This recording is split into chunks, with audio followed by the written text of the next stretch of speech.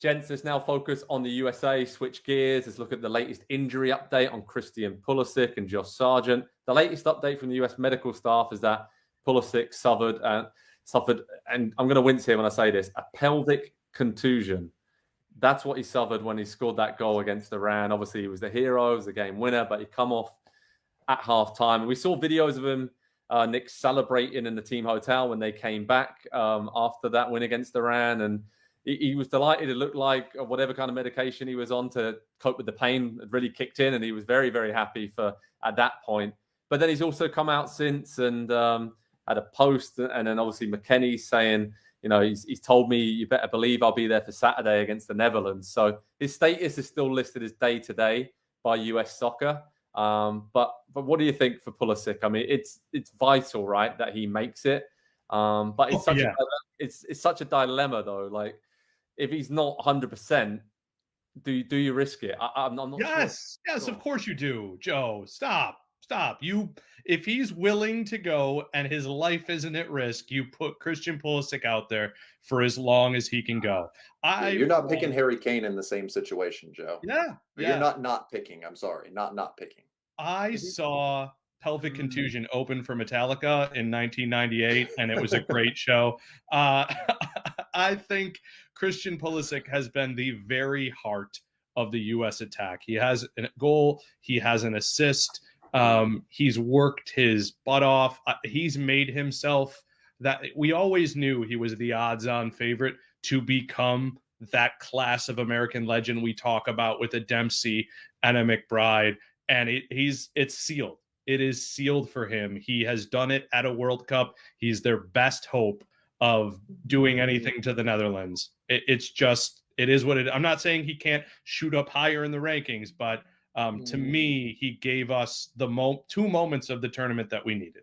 Yeah, I agree with that. I think what we've seen from him, right, no matter what his form at Chelsea was with, he's got that grit and determination as well as all the skill and the quality that we know. He's got that X factor. I'm just saying, if he can't be 100%, he's the kind of player you need at top speed and need to be firing all cylinders.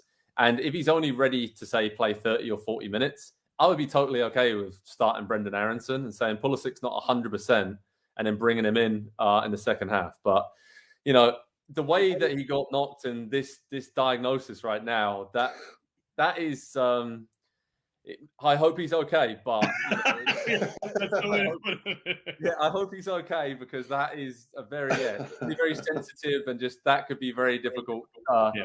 2 to 3 days after the group stage finale, going straight into a last 16 game. So I don't know, Andy, what's your thoughts on Pulisic and how important and the situation? I'm stuck between two minds, honestly, because if you look up and down the squad, Gio Reyna's right there, Brendan Aronson's right there. There is, sure, but there is just, and I'm not making a case to not start him or anything like that, but there is talent in depth in a way that there's never been, and especially in the attacking positions. And obviously the Gio Reyna story has taken on a life of its own as this tournament goes on, and it continues to get worse or more interesting, however you want to look at that. Brendan Aronson has been that nice energy guy off the bench and has helped them close out a couple of positive results. And so I do think you need Pulisic in this game. Like, you need your star to be a star. And I would pump the brakes a little bit on some of the kind of legacy talk that you had there, Nick, just because I want to see him do it multiple times, and I want to see what he can show in an even bigger game, in a knockout round game, because that would be the thing to me that you mentioned. Donovan and Dempsey combined together there, but you mentioned those two specifically, and one, they both had moments at multiple World Cups. For Donovan, very far up, 8 years apart from 2002 to 2010. Dempsey was just a constant to be there. And I know that Pulisic is trending in that direction for sure. But I also think, and we talked about this a little with Messi this week or today, should we kind of grade Pulisic on a curve because of what the expectations are and because of all of the tools and everything that's available to him as a player now compared to, say, players in the past? And I kind of feel like we should. And so I just want to see, just keep doing what you're doing, Christian. That performance, putting your body on the line that way for that goal, was it epitomized what we have always viewed American soccer players as, willing to sacrifice whatever. And then you put it with the kind of talent that he's got. I actually believe in this team in the round of 16 against the Netherlands.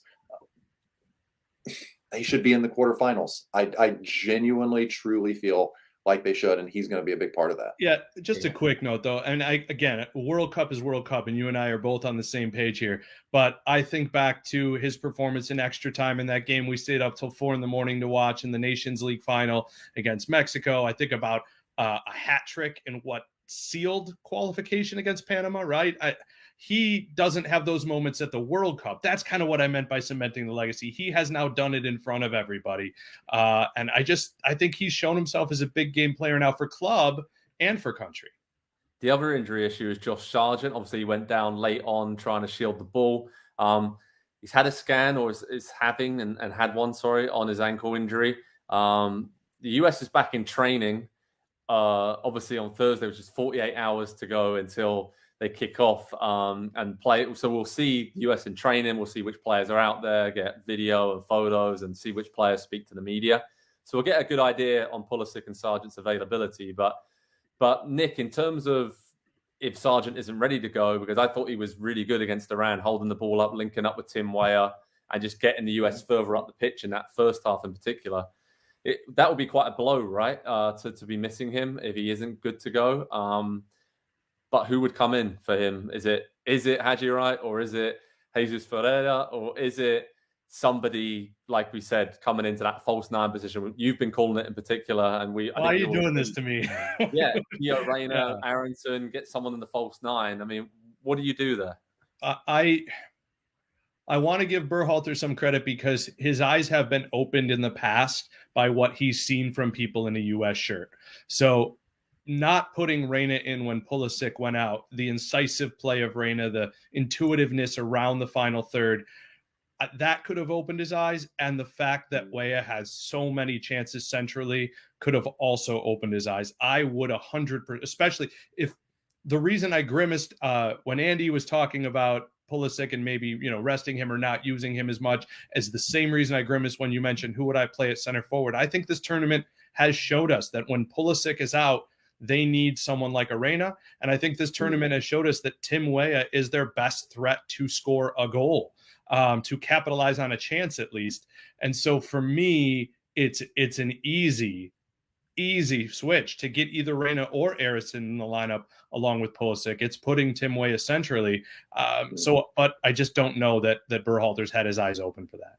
Yeah, and I agree with that as well, right? It just seems like Weah's playing so well on the right, especially with Dest. He's whipping in some good crosses, making good runs to off basically whoever's playing as that centre forward, and the US almost playing better with the US kind of centre forward dropping deeper and keeping those spaces open for a Weah or a Pulisic to run in behind. So, Sargent isn't playing. I think Haji Wright probably starts and keep it simple, hold the ball up and get the US further up the pitch. So we'll have lots more of these debates, right, over the next few days. So head over to Pro Soccer Talk on NBCSports.com for all the build-up to that big last 16 game, Netherlands against the USA. Pulisic and Sargent, get some injury updates on them. But the main thing is the US is in the last 16, and that is great news for all of us. And we'll keep you updated on how the US are getting on as they prepare for that massive game against the Dutch. Hi there, I'm Rebecca Lowe, studio host for NBC's coverage of the Premier League. Don't forget to hit subscribe to watch more videos all season long. For even more Premier League content, from original series to live matches, head over to Peacock and be sure to tune in for Premier League mornings every weekend on USA Network and on Peacock. We will see you over there.